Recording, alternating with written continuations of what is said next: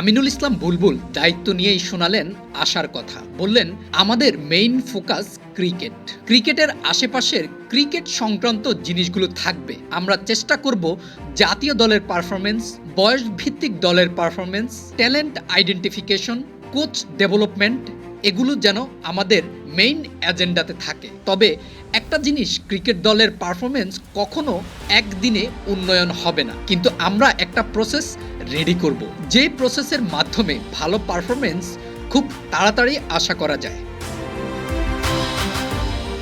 লম্বা সময় ধরে চলতে থাকা সংবাদ সম্মেলনে অনেক কিছুই উঠে এসেছে নতুন সভাপতির কথায়। এক পর্যায়ে তিনি বলেন, আমাদের উদ্দেশ্য থাকবে একটা উপজেলার ছেলে কিভাবে ক্রিকেট খেললে মেইন স্ট্রিমে আসতে পারবে। বিশ্বাসের সাথে সেই চেষ্টাই করব। আমি খুবই মধ্যবিত্ত পরিবারের থেকে উঠে এসেছি। আমি যা অর্জন করেছি তার সবকিছুই ক্রিকেট থেকে। ক্রিকেটের সাথে আমি কখনোই আপোস করিনি বা করব না। এজন্য আমি সব সময় সত্য কথা বলার চেষ্টা করি। এটা শুধু আমার রুটি রুজি না, আমার কাছে ক্রিকেটই সবকিছু।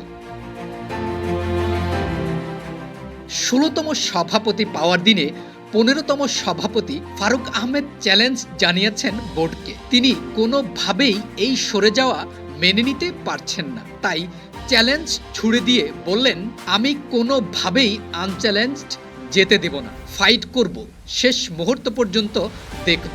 আমার সঙ্গে অন্যায় আচরণ করা হয়েছে, আমি আইসিসিতে জানিয়েছি। এরই মধ্যে সেক্রেটারির মাধ্যমে আইসিসির সভাপতি জয় সাহাকে পুরো বিষয়টি জানিয়েছি।